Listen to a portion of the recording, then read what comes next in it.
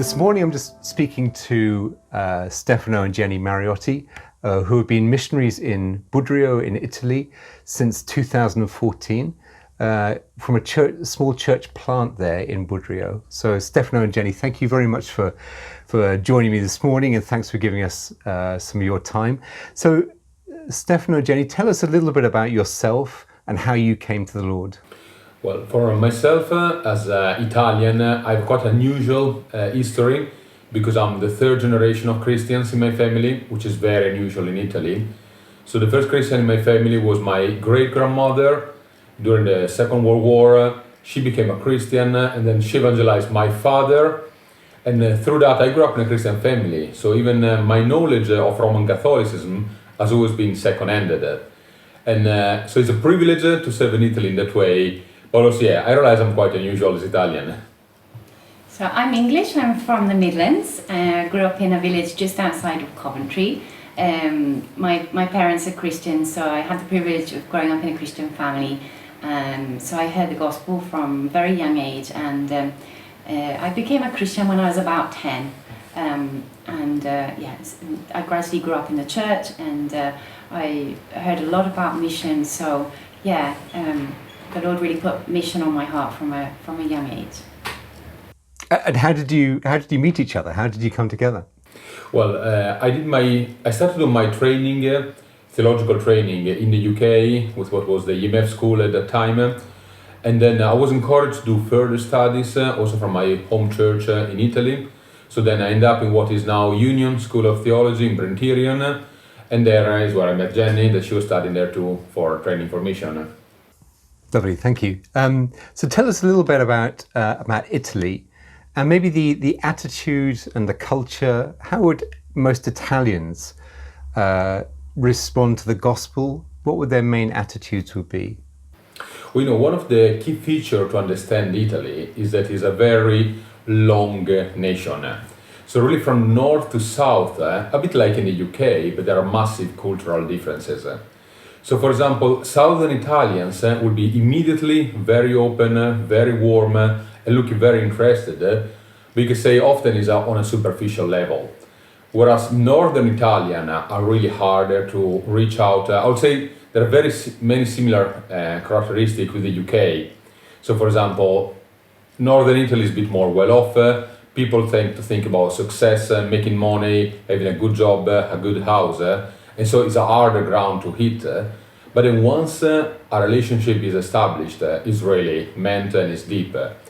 So I would say that generally in the area when we reach out, people are harder. Our experience is that it takes about 2 to 3 years from the moment in which you meet someone to the moment in which you're able to invite them to your house just for a cup of coffee or for a meeting, because it takes all that trust to build first. But then once you're at that stage, once you have that trust, you have it probably for life, and it's very, very deep and very, very faithful. And we've really appreciated deep friendships with Northern Italians. We know we can trust them, and they're there for us. So obviously Italy is a very strongly Roman Catholic country. What's the influence of Roman Catholicism on people's understanding of the gospel? Well, in many ways, it's always there in the culture, even in the background. So again, Southern Italians will be more evident. So people will go still to Mass every Sunday. There will be a lot of religious intertwined with superstition, with Father Pius and all this kind of situation, and praying Marys. North Italy, again, is slightly different. If you go in the main cathedral in Bologna, on a normal Sunday, there will be hardly any people. It will be full only on Christmas time or something like that. But then the mindset is always there. And so, for example, even in our experience, so all the people became Christian through our church plant. They're all from Roman Catholic background. And in the beginning, there was so much confusion about the Christian ethos. So when we talk about the Trinity, some people are thinking about God the Father, Jesus and Mary. Or they didn't know there were 4 Gospels, and quite likely they never opened a Bible in their life. But they think they are Christians, they think they are saved because they were baptized as babies. And so there is all that work to undo before to be able to clearly explain and present the Gospel. And they're very attached to Mary. They pray to Mary, because Mary can identify with them more. That's how they feel, because she's a woman. And so it's very difficult for them to gradually learn not to pray to Mary. That's one thing that we've had to work through with a few of them. And they're very, very attached to her. So it's been a long process with some of them. Mm. So tell us about the church in Budrio, how it started. Tell us about some of the people there. So after our training at Theological College, we came back to Italy, and I started to serve initially as assistant pastor, and then as a pastor in my home church, which is in a town just next to Bologna. But then gradually the Lord really put us a burden to all the small towns and villages surrounding Bologna as a city. So Bologna itself has about 500,000 people, but there are a lot of rural settings around that are totally enriched. And again, in Italy in this phase we're experiencing a reversal cultural setting. So in the past, till the 70s, all the rural settings were emptying because people were finding jobs in cities. Whereas now people cannot afford anymore to live in a city, and they move back in small towns and villages, so they're getting flourishing again. So the Lord really put us, on the one hand, the burden. On the one hand, we could only afford to live in a rural context because, Bologna was too expensive for us. And so we moved in this setting of Budrio, which is a small town, about 20,000 people. And actually we live in a village next to Budrio of only 3,000 people.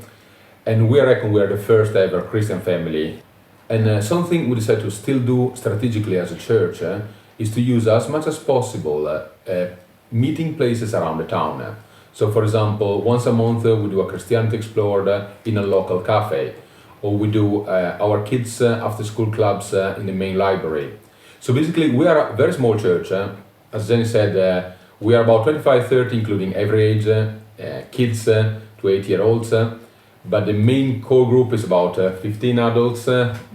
And so we're a small church, but by living the community in such a deep way and in many areas, we become very visible. And so often people are bumping into us and so, yes, I heard about you because you're meeting there or there or there.